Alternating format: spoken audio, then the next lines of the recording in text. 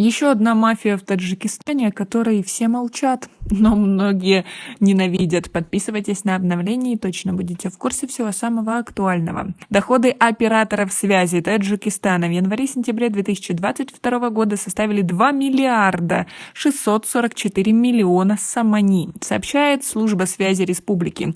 Это на 14,5 или на 332,5 миллиона сомани больше по сравнению с показателем аналогичного периода 2021 года в номинальном выражении, без учета инфляции, револьвации. В частности, доходы национального оператора связи Таджиктелеком, ГУП, Почта, ячейка и структурных подразделений службы связи за 9 месяцев этого года выросли на 4,6%, составив 146 миллионов сомани. Частные операторы, которые занимают 94,5% рынка связи страны, заработали в январе-сентябре текущего года 2 миллиарда 172 миллиона сомани. Это на 15% больше, чем в аналогичном периоде 2021 года. Количество пользователей интернета на 1 октября 2022 года составило около 3,6 миллиона, а абонентов мобильной связи свыше 6,4 миллиона, из которых 5,5 миллиона считаются активными абонентами. Монопольное положение на рынке мобильной связи занимают ЗАО «Индиго Таджикистан» Тисел,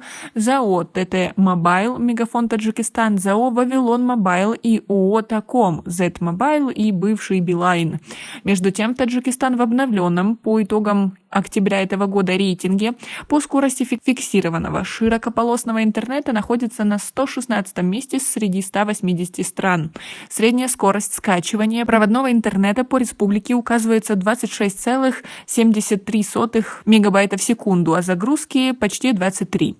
По скорости же мобильного интернета республика среди 141 страны находится на 4 месте с конца. Ниже Таджикистана расположены только Венесуэла, Афганистан, Куба и Гаити. Как вы относитесь к интернету и мобильной связи у нас в стране и ценам на нее? Таджикистан в середине нулевых годов находился среди 17 стран мира, где впервые протестировали и ввели в коммерческую эксплуатацию 3G. Также республика одним из первых подключилась к работе с технологией 4G. За пару лет количество интернет-абонентов в нашей стране выросло до 3 миллионов человек.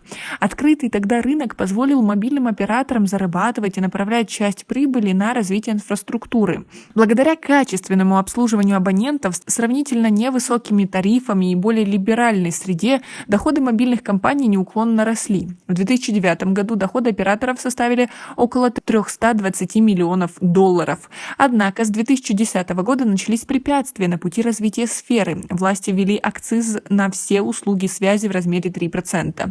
Позже ставку подняли до 5%, а с 1 января нынешнего года до 7%.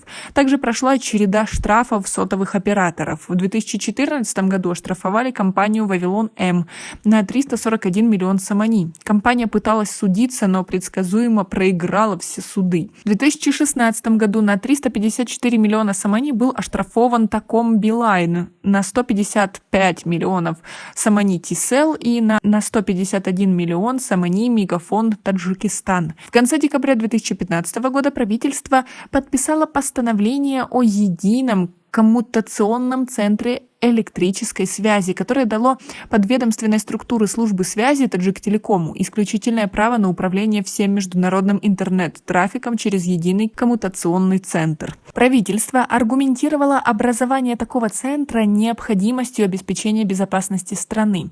Таджиктелеком начал продавать интернет частным операторам в 2 раза дороже, чем они сами раньше напрямую приобретали за пределами страны. В результате всех этих и многих других мер операторы были уже не в состоянии инвестировать достаточно средств в свое развитие.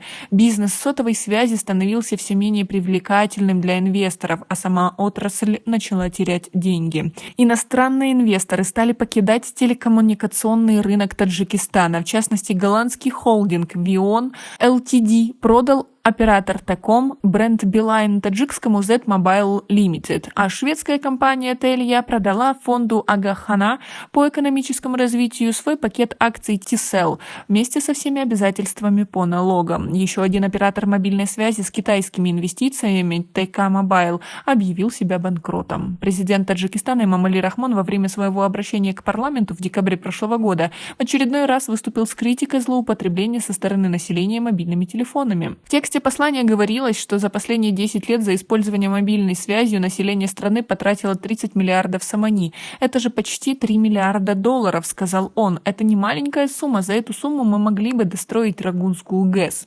Президент также отметил, что население страны ежегодно платит 3 миллиарда самани мобильным операторам, 90% из которых принадлежат иностранным компаниям. Правительство также планирует закрыть доступ к мобильной связи абонентам, которые до 15 февраля 2023 года не перерегистрируют сим-карты по ID-паспортам. Экс-постпред Всемирного банка в республике Ян Петер Алтерс в марте прошлого года заявил, что Таджикистан страдает от высоких цен на интернет-услуги и ограниченного доступа к сети, особенно в сельской местности, где проживает более 70% населения.